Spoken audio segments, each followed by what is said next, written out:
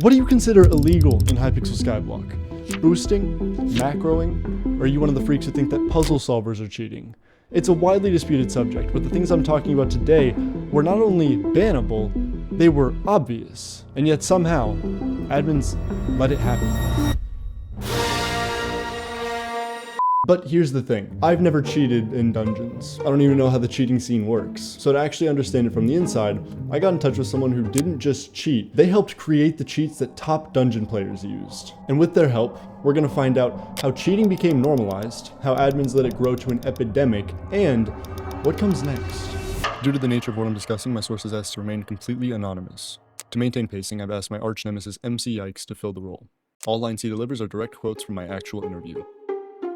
Cheating in SkyBlock is really not a big problem for a majority of players. I mean, as so many cheaters say, it's just a game. Who cares? And they're right. A dungeon is just pixels. A boss is code. None of this actually has any significance in the real world. But the impacts on the game aren't what matters. It's the impact on the people who play it that does. Those people exist in the real world. They choose to spend hundreds of real hours inside this digital space. A space that has social hierarchies and competitive communities. I mean, the most consumed series about this game is literally a competition between two players to see who can be the one who farms the most potatoes.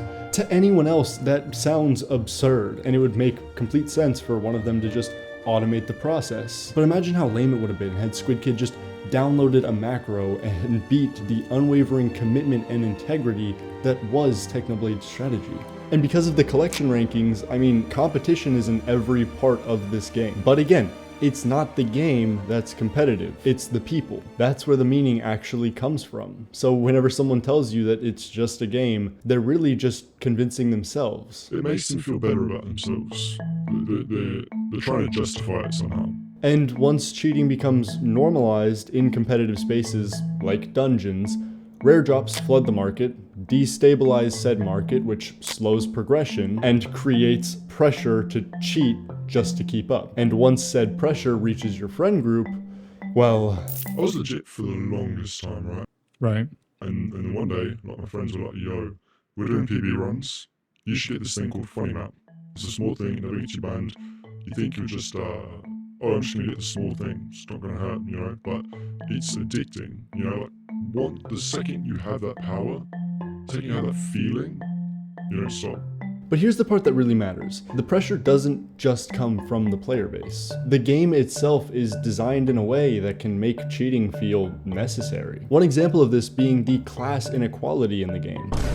No, not rich versus poor. I mean like the literal different dungeon classes that you can play as. See, in dungeons, you have to be either an archer, a berserker, a healer, a mage, or a tank. And each of those classes have a skill level attached to them, which when leveled, increases how good the passive and active abilities of a class are. So let's say you want to level up your mage class level. Well, you need to either play as mage, which is the best way to get XP, or you can passively get XP by playing with someone else who's playing mage, but you get way less. And now this typically isn't a big deal because it is something that just happens over time.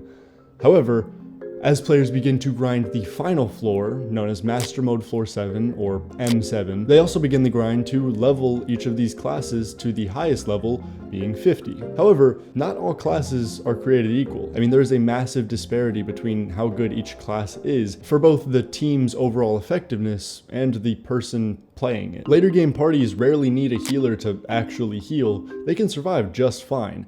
But you can't just load everyone on a useful class like Archer, because if there's more than one to a class, then the passive and active abilities of that class are half as effective. And since you can't really duplicate classes, well, there needs to be a healer. But since the healer isn't needed, that role has shifted entirely. Instead of focusing on actually healing, healers now have to focus on rushing to later parts of the Floor 7 boss fight so that once the preceding phase ends, the rest of the team can just teleport to the healer and get going. But the issue here is that there's no room for error. If you mistime a move, fail a route, make any mistake, the entire run can collapse, and all that blame falls right on the healer. And when perfection becomes the expectation... If you're playing healer, then you had to cheat. Right. If I were joining them to party as healer, they would ask if I was using Funny Map, and I was like, no, I'm legit, and get kicked. And they're not alone in this. This sentiment shows up even among fully legit high-level players. On the r/Hypixel SkyBlock subreddit, I found a post from a fully legit dungeon sweat where he says, cheating has always been present in dungeons, but currently there are too many restrictions on certain classes that require you to cheat for more efficient run times. Intrigued, I tracked him down, which by that I mean, messaged the Discord that he said was his in that same comment, and I asked what he meant, where he cleared some things up for me.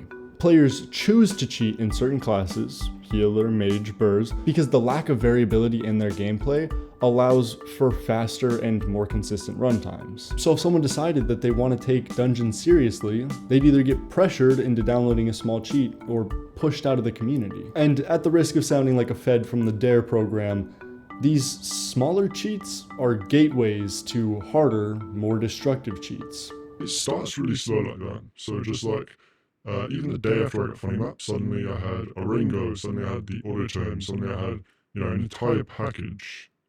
Would you consider the Funny Map, like a soft cheat? Most definitely. And the keyword here is soft cheat. I kept running into that term over and over, and almost always as a justification. Like, it's not playing the game for me, so it's fine. But all that really does is make cheating feel more normal. It turns the barrier of entry into something casual. And once that barrier is gone, stacking more and more cheats doesn't even feel like cheating, it just feels like how everyone plays.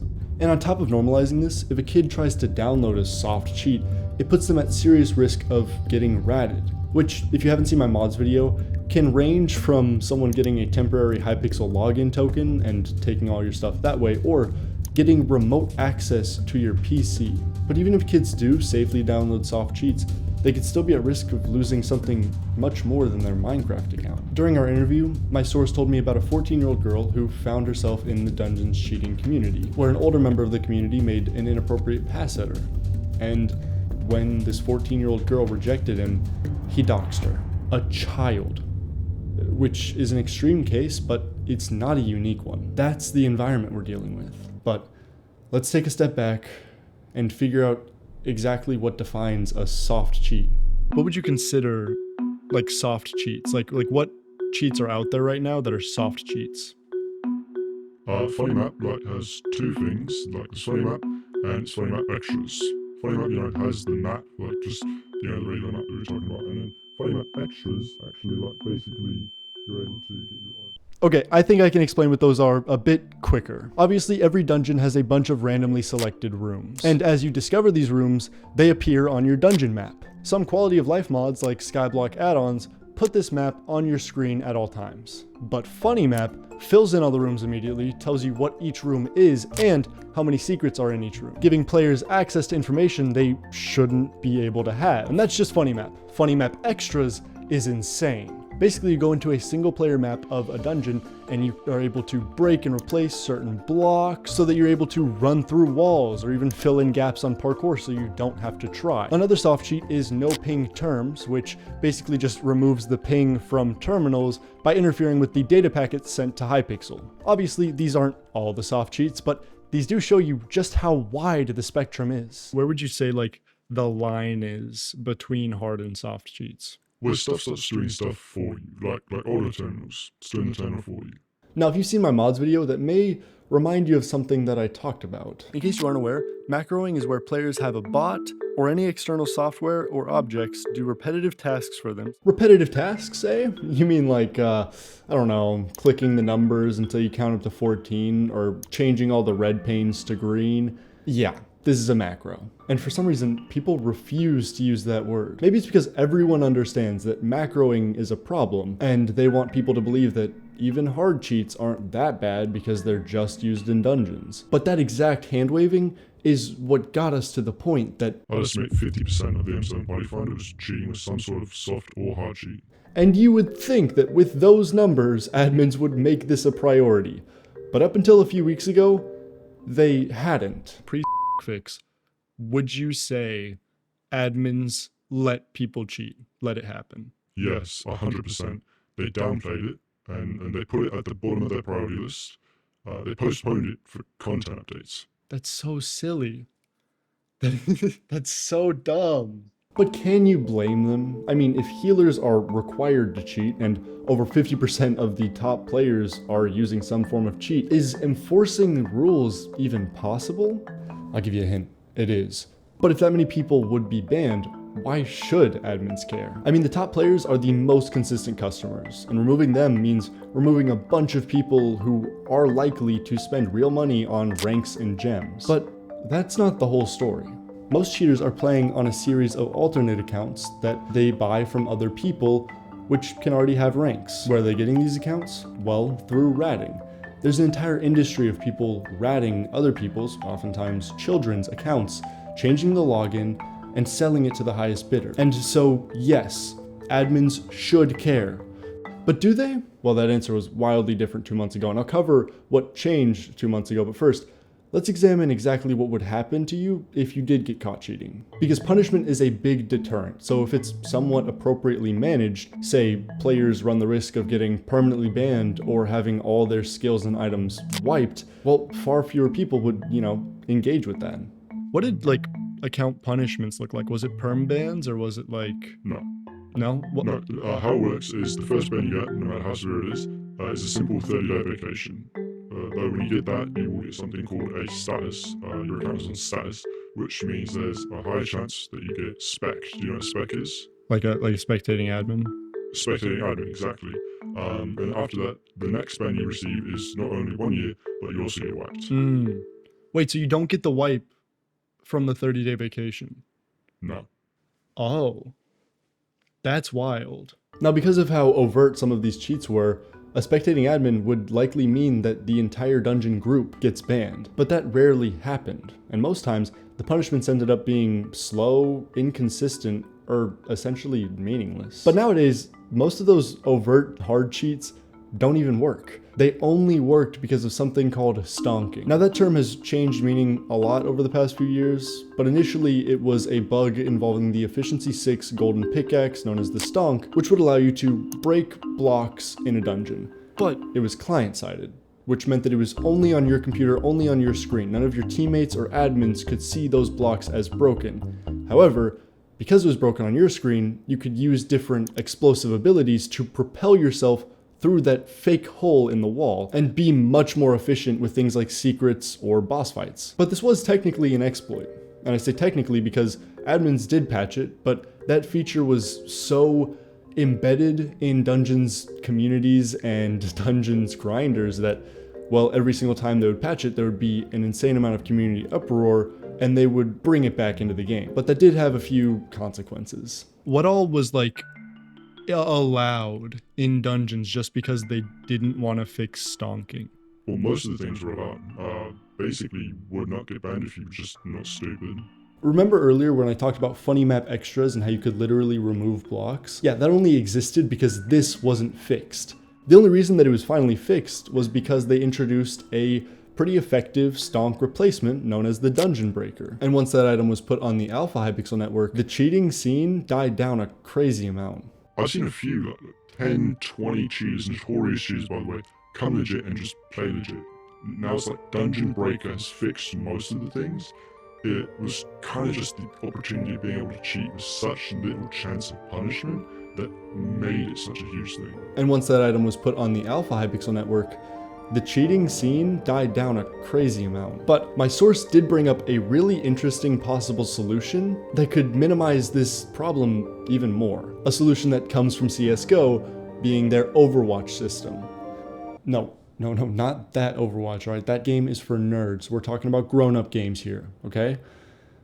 Anyways, in Hypixel SkyBlock, we need a system that takes trustworthy players, or even players that are level 500 plus and have way too much at stake to cheat, and grant them access to spectate suspect dungeon players. And if they're cheating, the spectator could add them to a registry of players who are pretty obviously cheating, and then an admin that's pre-existing, or they could, bring someone onto the team for this, could just go through that list and handle the situations accordingly. But at the end of the day, cheating isn't the only problem in dungeons. I ran a poll and asked my dungeon-hating fans why they didn't like dungeons, and an overwhelming majority of them blamed community toxicity. So fixing dungeons means fixing culture, not just fixing code. And any admins who may be watching, We need to see an optional two-factor authentication system to minimize ratting, a mass overhaul of the very early game to get and keep new players, and meaningful management of online harassment and exploitation. Because as we saw with the stonk fix, until you prove you care, bad actors operate as if you don't. Now, if you want to see my ideal early game adjustments, click this video right here. And if you want to learn about the dark world of mods in Hypixel SkyBlock, click this video right here. And if you enjoyed this longer formatted video, click the subscribe button right here. And without further ado, I'll see you guys next time. Deuces.